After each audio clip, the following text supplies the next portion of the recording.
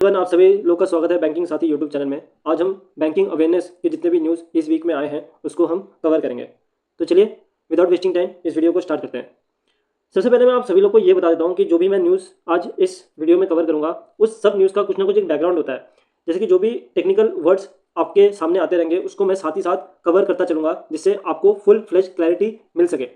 सिर्फ data points को ही आप मगअप करने का ट्राई करोगे तो वो इतना ईजी नहीं रहेगा आपके लिए। इससे अच्छा ये है कि आप किसी भी न्यूज़ को एकदम अच्छे से समझ जाइए जिससे उसका इम्पैक्ट क्या होता है वो आप इजीली रिटेन कर पाएंगे। तो चलिए स्टार्ट करते हैं। आरबीआई ने हाल ही में रिस्क वेट्स को रिड्यूस किया है for banks to lending NBFCs and micro financial institutions. तो ये रिस्क वेट्स क्या होता है पहले उसको एक बार समझते हैं। देखिए यहाँ पे एक प्यारा सा डेफिनेशन दिया गया है कि रिस्क वेट क्या है। एक रेगुलेटरी मेजर है जो एक बैंक फॉलो करता है डिटरमाइन करने के लिए कैपिटल जब भी वो कोई भी एक एसेट्स देता है एक लोन के रूप में या इन्वेस्टमेंट के रूप में क्या कवर करने के लिए कोई भी पोटेंशियल रिस्क या पोटेंशियल लॉस। देखिए बैंक जब भी एक लोन दे रहा है या कहीं इन्वेस्टमेंट कर रहा है तो वहां पे कुछ तरीके के रिस्क जो है वो इन्वॉल्व होते हैं जैसे कि क्रेडिट रिस्क या market risk. For example bank ने किसी को लोन दिया है तो वहां पे एक क्रेडिट रिस्क का जो है हाई चांसेस है कि या कोई रिस्क है कि हो सकता है कि वहां पे वो डिफॉल्ट कर जाए, है ना। वैसे ही कहीं इन्वेस्टमेंट किया है मार्केट में क्योंकि बैंक जो है उसका एक ट्रेजरी डिपार्टमेंट होता है तो मार्केट में इन्वेस्ट भी करता है तो वहां पे भी एक मार्केट रिस्क होता है कि अगर मार्केट अच्छा परफॉर्म नहीं कर रहा तो उनका पैसा वहां पे डूब सकता है। तो इसी के लिए आरबीआई एक रेगुलेटरी मेजर देता है रिस्क वेट के नाम से कि एक एडुकेट कैपिटल जो है वो बैंक्स को मेंटेन करना है। तो ये बैंक्स इस कैपिटल को एक लोन के ऊपर कितना कैपिटल मेंटेन करना है ये इसके ऊपर कैसे आते हैं उसका एक कैलकुलेशन जो है पहले उसको समझते हैं। देखिए तीन जो है यहाँ पे आपको कीवर्ड्स याद रखने हैं। एक है RWA, एक है रिस्क वेट और एक है CAR। CAR का मतलब है कैपिटल एडुकेसी रेशियो। अब जो कैपिटल एडुकेसी रेशियो है ये आरबीआई ने 9% फिक्स करके रखा है। तो ये जो कैपिटल एडुकेसी रेशियो है यही एक्चुअल में बताता है कि एक बैंक को कितना कैपिटल जो है वो मेंटेन करना है। लेकिन इस कैपिटल एडुकेसी रेशियो में पहुंचने के लिए हमें रिस्क वेट का जो है वो पता होना चाहिए कि वो कितना रखना है। तो क्योंकि रिस्क वेट जो है वो एक वेरिएबल कंपोनेंट है जो कैपिटल एडुकेसी रेशियो तक पहुंचने में हेल्प करता है। तो जब भी कभी उसे मतलब आरबीआई को ये कैपिटल एडुकेसी में कुछ चेंज करना है तो वो रिस्क वेट को चेंजेस करता है। जैसे कि आप लोग को पता होगा कि अगर लोन्स के इंटरेस्ट रेट को आरबीआई को कंट्रोल करना है तो रेपो रेट को चेंज करता है। यहाँ पर ये जो मैंने बोला RWA ये है रिस्क वेट एसेट्स। इसका फॉर्मूला है कि जो भी लोन या इन्वेस्टमेंट आप दे रहे हो इनटू ये रिस्क वेट जो वेरिएबल कंपोनेंट है तो इसमें से जो वैल्यू आती है उसका हम CAR लेते हैं कितना 9% जो भी यहाँ से वैल्यू आती है। इसको एक एग्जांपल की तरफ से अच्छे से समझते हैं। फॉर एग्जांपल एक बैंक है वो एक लोन प्रोवाइड करता है NBFC को क्योंकि आप लोग को पता ही है कि NBFC जो है वो ज़्यादा से ज़्यादा डिपॉजिट जो है वो मनी मार्केट या किसी बैंक से उठाते हैं क्योंकि वो अपने से डिपॉजिट उस तरीके का नहीं ले सकते जिस तरीके से एक कमर्शियल बैंक लेता है। तो NBFC जो होते हैं वो हाईली डिपेंडेंट होते हैं कमर्शियल बैंक्स में और मनी मार्केट में। तो इस एग्जांपल में मान लेते हैं NBFC 100 करोड़ का एक लोन बैंक से उठाता है। तो क्योंकि यहाँ पे बैंक जो है एक लोन दे रहा है तो उसे कैपिटल मेंटेन करना पड़ेगा, उसे रिस्क वेट का यहाँ पे कॉन्सेप्ट आएगा। तो फॉर एग्जाम्पल आरबीआई ने ये बोला कि आपको जो है वो 100% जो है रिस्क वेट जो है वो मेंटेन करना है। तो हम सबसे पहले बैंक जो होगा वो रिस्क वेट एसेट्स को कैलकुलेट करेगा जिसका फॉर्मूला होगा जितना आपने लोन दिया है उसके अगेंस्ट में रिस्क वेट कितना है 100%। तो इसका रिजल्ट कितना आएगा 100% और यहाँ से जो है बैंक CAR मतलब कैपिटल एडुकेसी रेशियो जो होगा 9% वो निकाल लेगा क्योंकि 9% जो है वो तो फिक्स्ड है जो आरबीआई ने बैंक्स को देके रखा है। तो वेरिएबल क्या है रिस्क वेट। तो यहाँ से तो वैल्यू आ गई थी रिस्क वेट तो कैपिटल कितना बैंक्स को मेंटेन करना पड़ेगा इस केस में 9 CR। ठीक है तो ये जो है कहानी है कि रिस्क वेट जो है वो हेल्प करता है एक्चुअली में कैपिटल को मेंटेन करने में CAR निकालने में। तो इस न्यूज़ के ऊपर अब चलते हैं कि न्यूज़ क्या कह रहा है। ये न्यूज़ ये कह रहा है कि हाल ही में आरबीआई ने रिड्यूस किया है रिस्क वेट को। देखिए नवंबर 2023 में आरबीआई ने जो ये रिस्क वेट था वो 125% सेट किया था। जब भी कभी बैंक NBFCs को लोन देता है उसका 125% रिस्क वेट मेंटेन करना है। उसी को अभी कम करके 100% कर दिया है कि अब 100% करना है। तो अगर आप अभी इसको कैलकुलेट करोगे वो ऐसा आएगा कि जब ये 100% आ गया, मैंने 100% का कैलकुलेशन तो दिखाई दिया था, तो जैसे को 9 CR आ रहा था वैसे ही 125% का जब नवंबर 2023 में अगर हम एक 100 करोड़ के लोन पे कैलकुलेट करेंगे जब एक बैंक एक NBFC को दे रहा है तो वो अप्रॉक्स 11 CR आता था। तो अभी जो डिफरेंस आ रहा है 2 CR का वो एक बैंक के पास बच जाएगा तो वो और ज्यादा लेंड कर पाएगा। It is same like repo rate. जब रेपो रेट आपका कम होता है तो ज़्यादा बैंक लेंड कर पाता है आगे, और वैसे ही रिस्क वेट जब आपका कम होता है तो और ज़्यादा लेंडिंग हो पाएगा, क्योंकि अब बैंक के पास और कैपिटल रहेगा। तो ये जो पहला न्यूज़ है कि बैंक्स जब भी एक कमर्शियल बैंक एक एनबीएफसीज को पैसा देता है या माइक्रो फाइनेंशियल इंस्टीट्यूशंस को पैसा देता है, उसका जो रिस्क रेट है अब वो 100% हो गया है, पहले वो 125% था, और ये इफेक्टिव जो होगा वो 1 अप्रैल 2025 से होगा।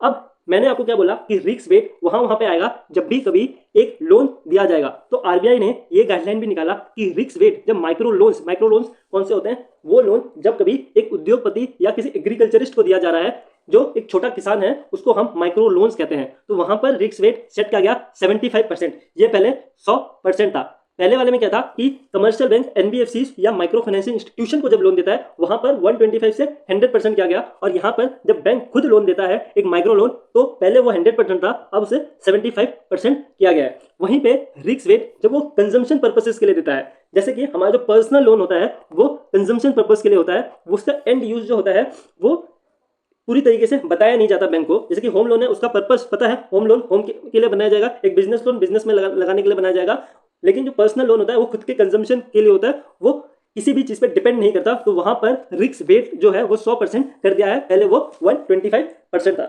वहीं पे आरबीआई ने और एक चीज को रिड्यूस किया है, या बोलूं सेम रखा है, पहले वो थोड़ा ज्यादा था, अब वही आरआरबी और लोकल एरिया बैंक्स जब वो माइक्रो लोन्स देते हैं उस पर वो 100% रखा गया है। देखिए एक क्वेश्चन आ सकता है आपके दिमाग में कि रीजनल रूरल बैंक्स में ज्यादा रिस्क वेट क्यों देके रखा है, इनको तो कम देना चाहिए, क्योंकि ज्यादातर माइक्रो लोन्स तो रीजनल रूरल बैंक्स ही करते हैं, इनको तो ज्यादा बेनिफिट देना चाहिए था यहाँ पे आरबीआई को। लेकिन ऐसा नहीं है, ऐसा इसलिए नहीं है क्योंकि अगर आरबीआई यहाँ पे कटौती करेगा, रिस्क वेट को कम करेगा रीजनल रूरल बैंक्स के लिए, तो वहां पर क्या है कि रीजनल रूरल बैंक पे लोड पड़ जाएगा, रिस्क जो है वो ज्यादा लेने लग जाएगा, उसका कैपिटल कम मेंटेन होने लगेगा। कमर्शियल बैंक में क्या है, वो बाकी सारे लोन्स भी करता है, वो माइक्रो लोन्स ही नहीं करता। तो अगर वो माइक्रो लोन्स में थोड़ा कैपिटल कम भी मेंटेन कर रहा है, वो दूसरे में ज्यादा कर रहा होगा, तो वहां पर जो है सेफ्टी ऑफ बैंक रहता है। तो आरबीआई का मेन पर्पस है कि सेफ्टी ऑफ बैंक रहना चाहिए, लेंडिंग कम हो तब भी चलेगा, लेकिन सेफ्टी ऑफ बैंक रहना चाहिए। तो आई होप आप लोग को ये न्यूज़ पूरी तरीके से समझ में आया होगा। तो मैंने आपको पहले ही बताया कि इसका कैपिटल इंपैक्ट क्या होगा, कि क्योंकि रिस्क वेट कम हुआ है तो ज्यादा से ज्यादा कैपिटल या ज्यादा से ज्यादा लोन जो है इन्फ्यूज्ड होगा कहां पर, इकोनॉमी में। तो ये क्या करेगा, रिस्क वेट के रिडक्शन की वजह से फ्री अप कर देगा 40,000 करोड़ इन कैपिटल, जिससे ये अनेबल करेगा बैंक को कि 4 लाख करोड़ जो है वो आगे दे पाए। नेक्स्ट हम आरबीआई पेनल्टी को समझते हैं कि Bombay mercantile cooperative bank limited ने को ₹33.30 लाख का पेनल्टी लगाया, क्योंकि इन्होंने वॉलेट किया है क्या, provisions of earning more income from business not allowed under banking regulation act 1949। देखिए ये जितने भी पेनल्टीज होते हैं इसमें आपको कुछ इतना समझने का होता नहीं है, आपको सिर्फ ये समझना कि किस बैंक पे पेनल्टी लगी है, कितने अमाउंट की लगी है, और अगर कोई बड़ी चीज की वजह से लगी है सिर्फ आपको वो समझना है। तो इसमें ऐसा कुछ नहीं है, तो इसको आप इजीली समझ सकते हैं। नेक्स्ट हम सेबी पे जाते हैं कि सेबी ने हाल ही में अलो किया है एनबीएफसी को और हाउसिंग फाइनेंस कॉर्पोरेशन को कि वो इन्वेस्ट कर सकते हैं सिक्योरिटी रिसिप्ट में भी जो इशू होते हैं एआरसी। देखिए एआरसी क्या होता है, एआरसी आपको कहते हैं एसेट रिकंस्ट्रक्शन कंपनीज। फिर बैकग्राउंड ऑफ न्यूज में लेके जाता हूँ कि न्यूज क्या है। देखिए जब भी एक बैंक कभी लोन देता है तो उसका कभी कभी क्या होता है कि वो एनपीए में चला जाता है। एनपीए क्या होता है, नॉन परफॉर्मिंग एसेट। अगर कोई लोन 90 डेज से ज्यादा हो गया है और उसकी ईएमआई नहीं आई है तो वो एनपीए में चले जाता है। तो कभी कभी बैंक्स क्या होती हैं कि वो इस एनपीए को रिकवर नहीं कर पाती, तो इसी के लिए 2002 में आरबीआई एसेट रिकंस्ट्रक्शन कंपनीज को लेके आई कि अगर कोई बैंक एनपीएस को रिकवर नहीं कर पा रहा तो वो जो एनपीए है वो ये एसेट रिकंस्ट्रक्शन कंपनीज को दे सकती है एक डिस्काउंटेड रेट में। कैसे कि मान लो कि एक बैंक है, उसका एनपीए में अमाउंट है 100 करोड़ का, तो क्योंकि ये एनपीए को जो वो बैंक है वो कवर नहीं कर पा रहा, तो ये 100 करोड़ वो एक एआरसी को दे देगी एक डिस्काउंटेड रेट में। हो सकता है कि 60 करोड़ में वो दे दे। अब ये जो एआरसी है ये दो तरीके से इस एनपीए को ले सकता है। पहला कैश के थ्रू, कि वो कहेगा कि मैं आपको 10 करोड़ रुपए जो है वो पे कर देता हूं और बाकी का जो बैलेंस अमाउंट है 50 CR उसका मैं एसआर या सिक्योरिटी रिसिप्ट बना लेता हूं। ये जो है दो तरीके से लगता है, या तो पूरा वो कैश में ले ले या थोड़ा सा कैश ले और थोड़ा सा सिक्योरिटी रिसिप्ट के फॉर्म में ले ले। अब ये जो सिक्योरिटी रिसिप्ट है, पहले तो एआरसी को फायदा होगा कि 100 करोड़ का लोन उसने 60 करोड़ में खरीद लिया, है ना। अभी 60 करोड़ एआरसी कैसे कन्वर्ट करेगा, अगर वो सिक्योर्ड लोन है, अगर वो वैसा लोन है जिसके अगेंस्ट में प्रॉपर्टी दिया गया है, तो सबसे पहले एआरसी जो है वो प्रॉपर्टी को सेल करेगा और उससे रिकवरी करेगा। और बाकी का जैसे कि उसने 50 करोड़ का एसआर लिया है, तो यहाँ ये जो एसआर का कॉन्सेप्ट है ये एआरसी को हेल्प करता है, क्योंकि अब ये जो 50 CR का एसआर है वो दूसरे बैंक्स को या दूसरी कंपनीज को बेच सकता है। उस बैंक को नहीं जिसका एनपीए था, मान लेते हैं एनपीए था एसबीआई का, तो एसबीआई भी एसआर नहीं ले सकता। कोई दूसरा बैंक पीएनबी बीओबी वो इस एसआर को खरीद सकता है। अभी वो खरीदेगा क्यों? क्योंकि देखिए वैल्यू कितना था, 100 करोड़ का लोन था और यहाँ पे एक बैंक को 50 करोड़ पे मिल जा रहा है। अगर ये एआरसी इस पे जो है क्या बोलते हैं सक्षम रह जाता है और वो रिकवर फाइनली 50 करोड़ कर लेता है तो बैंक को डायरेक्टली फायदा होगा कितना, 90 करोड़ का, या मैं बोलूं कि थोड़ा सा मतलब कैलकुलेशन आप बनाइए कि 40 करोड़ का उसको बैंक को फायदा हो गया, है ना। तो ये जो एसआर का कॉन्सेप्ट है वो यही है कि एक एआरसी जब एक एनपीए का केस उठाता है तो वो एसआर जो है वो इशू कर देता है और ये एसआर वो किसी बैंक या किसी भी इंस्टीट्यूशंस को जो भी एक क्वालिफाइंग लिस्ट है आरबीआई के जो इन एसआर को खरीद सकते हैं वो खरीद पाते हैं। तो यही जो मैंने बताया कि क्वालिफायर एक लिस्ट है जिसपे वो एसआर ले सकते हैं, वहीं पे अब सेबी ने एनबीएफसीज और हाउसिंग फाइनेंशियल कंपनीज को भी जो है या हाउसिंग फाइनेंस कंपनीज को भी अलॉट कर दिया है कि वो सिक्योरिटी रिसिप्ट जो है वो ले सकते हैं जब भी एक एसेट रिकंस्ट्रक्शन कंपनीज इशू करती हैं। की पॉइंट्स में जाते हैं कि सेबी ने डिसाइड किया कि promote investment in bad loans market and broaden the market scope, क्योंकि जितने ज्यादा प्लेयर्स होंगे उतने ही ज्यादा बिडिंग होगी और उतने ही ज्यादा एसआर रिसिप्ट को ज्यादा से ज्यादा इंस्टीट्यूशन खरीदेंगे और बैड लोन्स की जो समस्या ये बैंक्स हमारे चाहे वो पब्लिक सेक्टर बैंक हो या प्राइवेट सेक्टर फेस कर रहे हैं उसको जल्दी से जल्दी रिड्यूस करेगा। और यहाँ पे बोला है कि as per SEBI NBFC must ensure that defaulting promoters or related parties do not get direct or indirect access to secured assets through SR। अब यहाँ पर ये सेबी ने बोला है कि इसको इस तरीके से मत कर लीजिएगा कि आपने एसआर खरीद लिया और उससे आप एक जो प्रोमोटर है उस लोन का उसको कुछ इनडायरेक्ट फायदा दे रहे हैं। कि हो सकता है कि एसआर आपने खरीद लिया और उसका जो प्रॉपर्टी सेल हो रहा है और उससे जो पैसा आ रहा है वो आप मेंटेन कर रहे हो एक अलग तरीके से तो उसको करने को मना किया है। NBFC must comply with the additional जो भी रूल्स है आरबीआई के उसको भी टाइम टू टाइम फॉलो करना पड़ेगा जो भी एसआर से रिलेटेड है। तो यही है न्यूज़, बहुत छोटा सा न्यूज़ था लेकिन आपको ये हेल्प करता है क्योंकि आप जब गो थ्रू कर लोगे पूरे न्यूज़ से तो पूरा न्यूज़ आप इजीली माइंड में रख सकते हो कि हाल ही में सेबी ने अलॉ कर दिया एनबीएफसी और हाउसिंग फाइनेंस कंपनीज को एसआर खरीद सकती हैं वो जब भी एआरसी इशू करती हैं। अब दूसरा न्यूज़ जो सेबी की तरफ से आ रहा है कि सेबी ने हाल ही में इंट्रोड्यूस किया framework for specialised investment fund. देखिए अभी तक मार्केट में दो फंड्स थे जो बहुत ज्यादा पॉपुलर थे, एक है म्यूचुअल फंड जो आप लोग जानते हैं और दूसरा है पोर्टफोलियो मैनेजमेंट सर्विस जिसको हम कहते हैं पीएमएस। ठीक है, अभी पीएमएस क्या है, देखिए म्यूचुअल फंड क्या है पहले आप उसको समझे कि म्यूचुअल फंड एक तरीके का फंड है या एक तरीके का पूल ऑफ मनी है जो एक फंड मैनेजर संभालता है। ठीक है, एक पूल ऑफ मनी है जो फंड मैनेजर संभालता है क्योंकि एक रिटेल इन्वेस्टर को तो इतना ज्ञान नहीं है कि कैसे वो एक मार्केट में इन्वेस्ट करेगा। तो जो फंड मैनेजर्स होते हैं वो उनके पैसे को मैनेज करते हैं और अलग अलग कंपनीज के स्टॉक्स में लगाते हैं। तो जैसे कि पूल ऑफ फंड है तो बहुत सारे रिटेल इन्वेस्टर इस फंड में पैसे लगाते हैं और ये जो फंड मैनेजर है वो इस पैसे को मेंटेन करता है अलग अलग कंपनीज में लगा के। तो म्यूचुअल फंड में इन जो रिटेलर्स है इनके पास कोई भी डायरेक्ट जो है डायरेक्ट कंट्रोल नहीं होता, जिस जैसे फंड मैनेजर चाहे वैसे ही वो उन कंपनीज में पैसे लगा सकता है। तो यहाँ पर कंट्रोल नहीं होता। वहीं पे अगर मैं पीएमएस की बात करूँ, पीएमएस पोर्टफोलियो मैनेजमेंट सर्विस, ये थोड़ा कस्टमाइज्ड होता है। यहाँ पर जो कस्टमर से पूछा जाता है कि आप किस तरीके के फंड में लगाना चाहते हो, करता है यहाँ पे भी फंड मैनेजर ही है फंड्स में मतलब स्टॉक्स में इन्वेस्ट, लेकिन एक कस्टमाइज्ड होता है। कस्टमर से पूछा जाता है आप कैसे फंड्स में करना चाहते हो, कैसे स्टॉक्स आप खरीदना चाहते हो, क्या आप बैंकिंग के स्टॉक्स खरीदना चाहते हो, क्या आप ऑयल के स्टॉक्स खरीदना चाहते हो, क्या आप आईटी के स्टॉक्स खरीदना चाहते हो। उस तरीके से एक कस्टमाइज्ड पोर्टफोलियो बना के देता है। लेकिन यहाँ पे जो मिनिमम होता है वो 50 लाख इन्वेस्ट करने पड़ते हैं अपफ्रंट। ठीक है, तो बड़े क्लाइंट जो भी एचएनआई क्लाइंट्स होते हैं उनके लिए पीएमएस सर्विसेज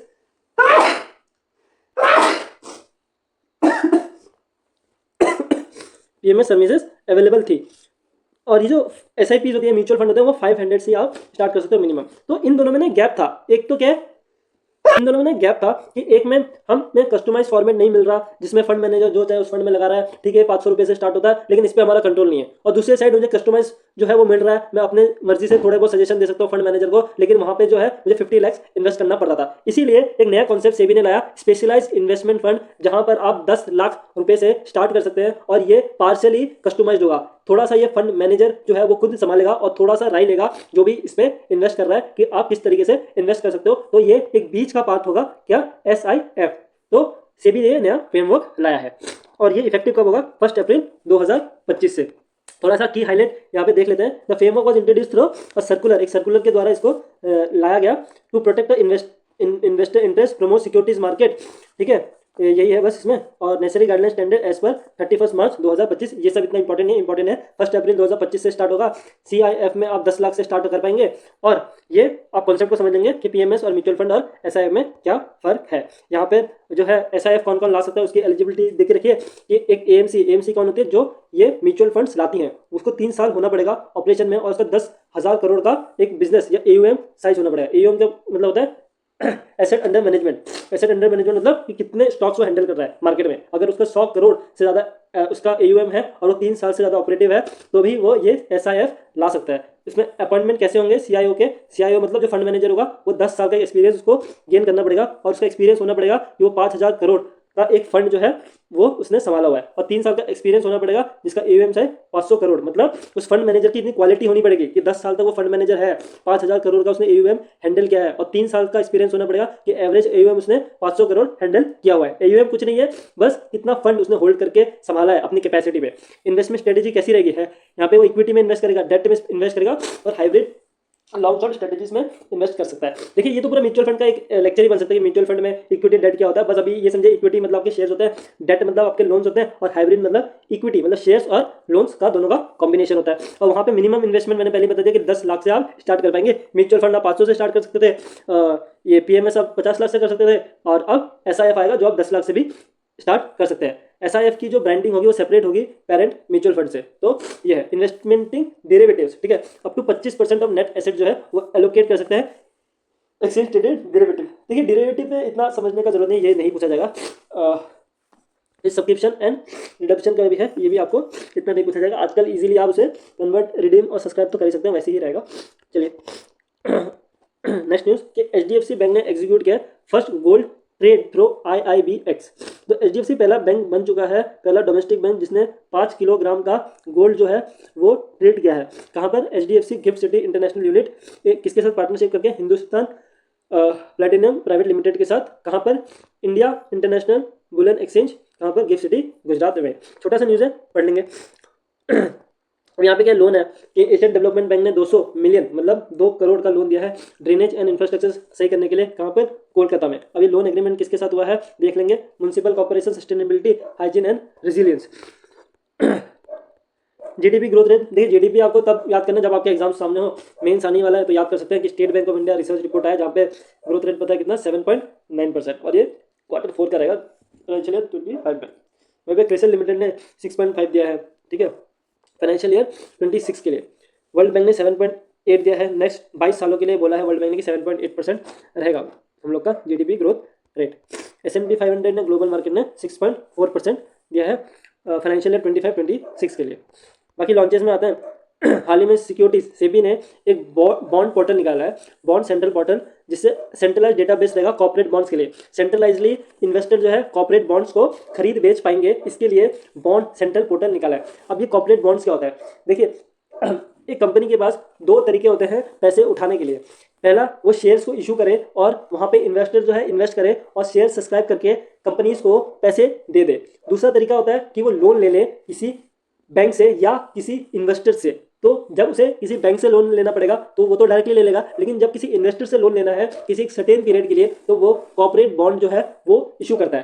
तो इसी बॉन्ड मार्केट को और अच्छा करने के लिए सेबी ने बॉन्ड सेंट्रल पोर्टल लाया है, जो एक डेटाबेस होगा कॉर्पोरेट बॉन्ड्स के लिए, जिससे रिटेल इन्वेस्टर जो है वो पार्टिसिपेट कर पाए। दूसरा, BOB ने जो है मर्चेंट लॉयल्टी कैशबैक प्रोग्राम लाया है यूजिंग प्रोग्रामेबल CBDC। देखो BOB जो है वो प्रमोट कर रहा है CBDC को कि ज़्यादा से ज़्यादा लोग ये जो डिजिटल करेंसी है इसको यूज़ करें, और उसके अगेंस्ट में BOB जो है कुछ आपको कैशबैक देगा। ये प्रोग्राम BOB ने हाल ही में लॉन्च किया है। HDFC ने अनमोल सेविंग अकाउंट निकाला है। अनमोल सेविंग्स अकाउंट एक फर्स्ट सैलरी अकाउंट है जो आपको फ्रॉड प्रोटेक्शन से बचाता है। तो इसके 3 वेरिएंट है, सीनियर सिटीजन, प्रोफेशनल्स और स्पेशल गोल्ड वुमेन अकाउंट। तो सीनियर सिटीजन में अगर कोई भी फ्रॉड होता है तो 1.5 लाख का इंश्योरेंस देगा। जैसे कि बहुत लोग को ये नहीं पता होता कि आपका जो डेबिट कार्ड होता है उसमें भी 2 लाख का इंश्योरेंस होता है, एक्सीडेंटल इंश्योरेंस हर एक बैंक में होता है। वैसी तरीके से अगर आप इस बैंक में HDFC में ये अनमोल सेविंग्स अकाउंट के वेरिएंट खरीदेंगे तो अगर आप सीनियर सिटीजन है और आपके साथ कोई साइबर फ्रॉड होता है तो 1.5 लाख का प्रोटेक्शन रहेगा। वहीं पे प्रोफेशनल्स के लिए 25,000 से 50,000 का रहेगा, और एक account life special gold women account जहाँ पे कैंसर कवर रहेगा up to 5 lakh. Next, Axis bank ने 9th एडिशन लाया है इवॉल्व का। ये एक फ्लैगशिप प्रोग्राम है जहां पर एमएसएमई के बारे में डिस्कस होता है। एक सेमिनार कंडक्ट हुआ है जहां पे एमएसएमई के बारे में डिस्कस हुआ है कि इसका डिजिटल ट्रांसफॉर्मेशन हम कैसे कर सकते हैं, इनोवेशन कैसे ला सकते हैं और रेजिलियंस को कैसे बढ़ा सकते हैं। इन्फेसाइज किया है with over 100 small micro enterprise के साथ। और ये कौन सा एडिशन है? 9th एडिशन है। फिर नेक्स्ट न्यूज, फेडरल बैंक ने एन्युटी डिपॉजिट एक लाया है, एक न्यू टर्म डिपॉजिट जो 5 से 20 साल तक रहेगा और कस्टमर जो है इसमें मंथली पे आउट कर सकता है, क्वार्टरली कर सकता है, हाफली कर सकता है या एनुअली कर सकता है। मिनिमम जो अमाउंट वो 15 लाख से स्टार्ट कर सकता है और मैक्सिमम इन्वेस्टमेंट ये 2 CR का कर सकता है। लास्ट कुछ 2 न्यूज़ है। गो डिजिट ने हाल ही में इंडिया का पहला AQI बेस्ड पैरामेट्रिक इंश्योरेंस लाया है। ये एक इंपॉर्टेंट न्यूज़ है जहां पर ये कह रहा है कि डिजिट इंश्योरेंस एंड KM दस्तूर री इंश्योरेंस ब्रोकर्स, ये दोनों ने पार्टनर किया है और इंडिया का पहला AQI based parametric insurance cover लाया है। किसके लिए? मर्चेंट लेबरर्स के लिए जो भी दिल्ली NCR में काम करते हैं और उन during the construction bans caused by high air pollution. ये पॉलिसी जो हेल्प करेगा reduce salary losses for affected workers. देखिए जब भी दिल्ली में AQI बढ़ता है तो वर्कर्स को काम करने से मना कर दिया जाता है, तो उसी के लिए जो है इंश्योरेंस लाया गया है कि उस पीरियड के लिए जो आपकी सैलरी जो होगी वो इंश्योर की जाएगी गो डिजिट जनरल इंश्योरेंस से, अगर आप ये इंश्योरेंस लेते हैं तो। अगर AQI 400 से ज़्यादा हो जाता है तो फिर तो पे आउट कितना मिलेगा? 6000 से 6200 तक मिलेगा। ये पॉलिसी कवर करेगा। लास्ट न्यूज, ये Rupee112 गुड़गांव का एक फिनटेक स्टार्टअप है जिन्होंने हाल ही में इंडिया का पहला fully automated WhatsApp loan disbursal लाया है। ये एक AI बेस्ड मशीन लर्निंग का प्रोग्राम है जो व्हाट्सएप में आपको लोन देने में हेल्प करेगा। कितना? 5000 से 1 लाख तक का, और इसमें रियल टाइम वेरिफिकेशन हो जाएगा। बस इतना सही रूल है। बस इतना रखना कि इंडिया का fully automated WhatsApp loan facility, WhatsApp loan disbursal app कौन लेके आया है? ऐप तो है ही पहले से ही। कौन लेके आया? ये Rupee112, ये गुड़गांव का फिनटेक स्टार्टअप है। तो चलिए यही था आज के जितने भी इंपॉर्टेंट न्यूज़ थे। मैंने आपको सेबी के कुछ न्यूज़ बताए, मैंने आपको RBI के कुछ न्यूज़ बताए और कुछ लॉन्चेस, और लास्ट में मैंने आपको जितने भी अदर बैंक के न्यूज़ है वो भी मैंने कवर करवा दिए। तो इस वीडियो को मैं यहीं पे एंड करता हूँ। आई होप आप लोग को समझ में आ गया होगा जितने भी कॉन्सेप्ट आज हमने समझे हैं। मिलते हैं नेक्स्ट वीडियो में। शुक्रिया आप सभी लोगों का।